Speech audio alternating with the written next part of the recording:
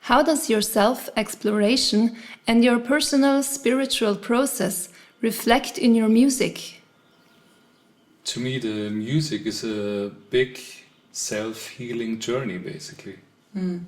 It's about more and more coming back to yourself and expressing yourself to the outside through music in an authentic way, and also taking you, dear listener and viewer, with us on the journey. So it's a journey that we are basically walking on together.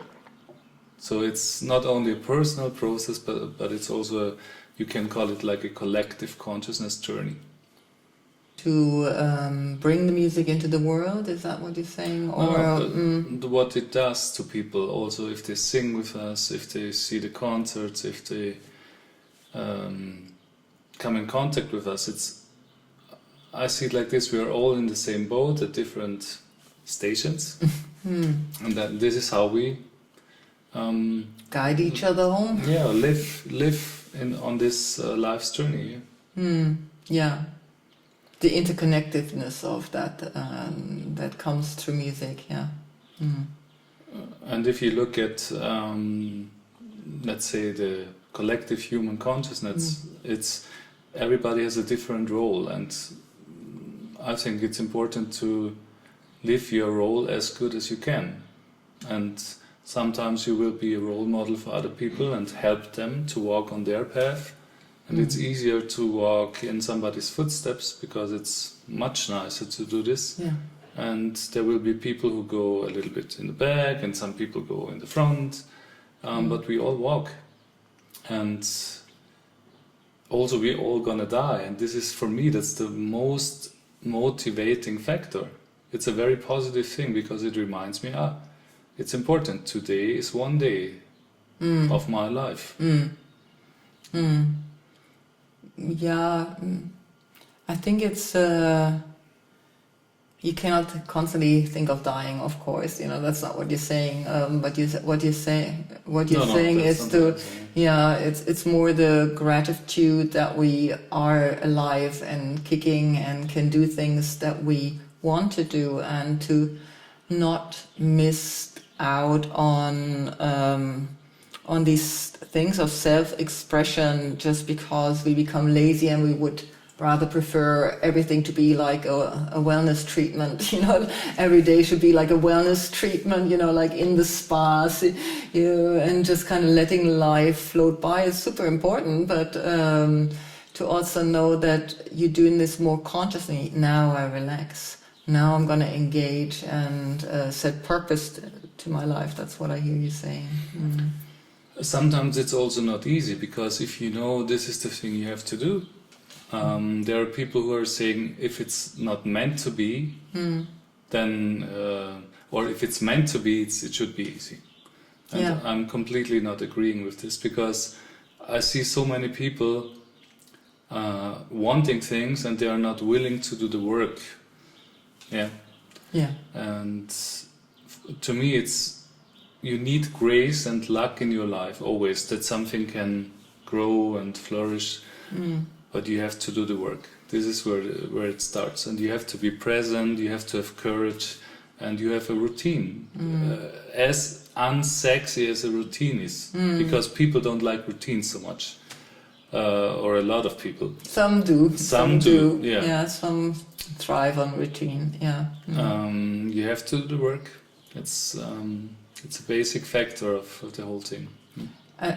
I think what I'm hearing you say, it's a conversation we often have between the two of us. You know, the effort you put in because you really want something, and you don't want it just on the level of I'm doing this next to my other work, but maybe the desire is much stronger, and a lot of people are looking for that.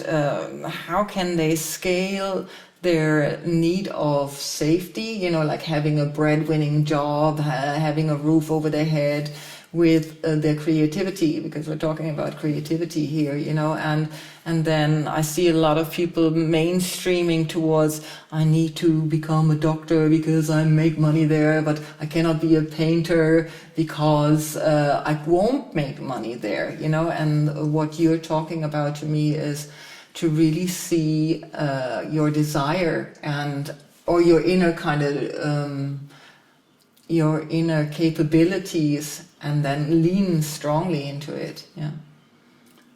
If you want something, you have to give it your all, I think.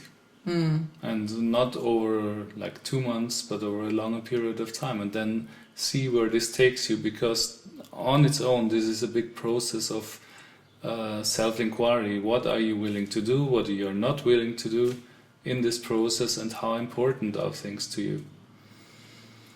Yeah, it makes me think about when somebody dreams bigger than other people think, you know, then it's scary for everybody else around them. You know, like if you say, I'm gonna invent something, whatever, a new life form, or whatever, you know, think about crypto, you know, and we're gonna invent new money, so to speak.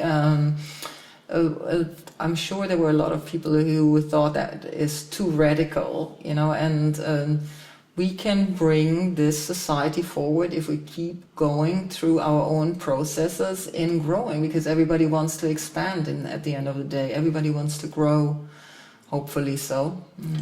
I don't think that everybody wants to grow, No.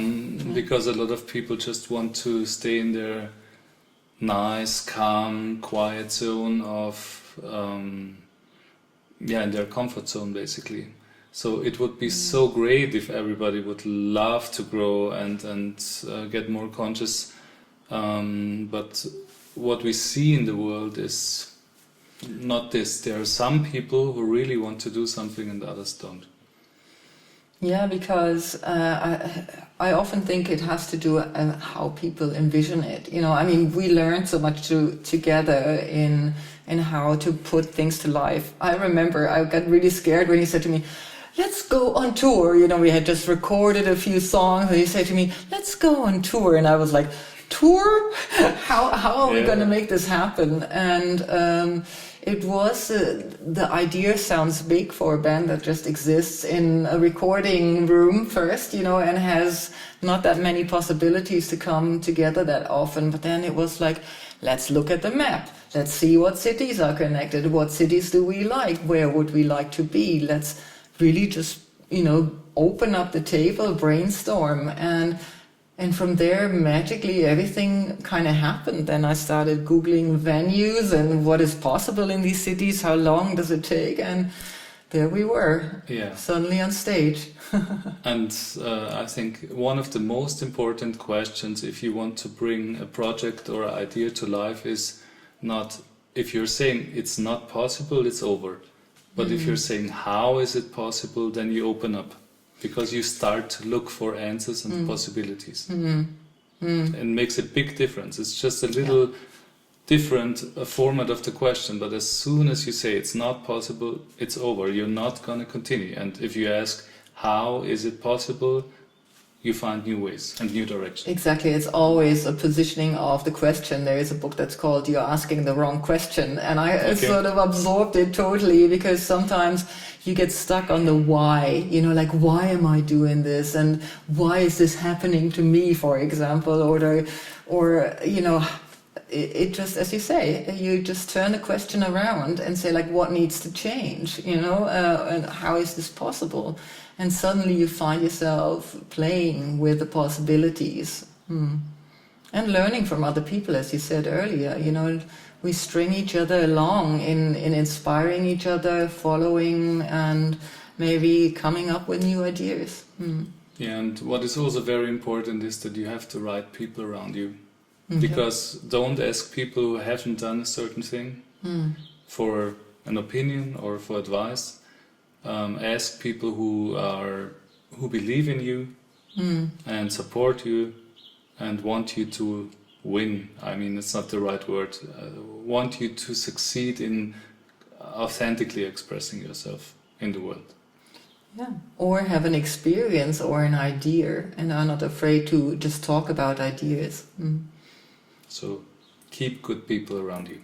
Absolutely.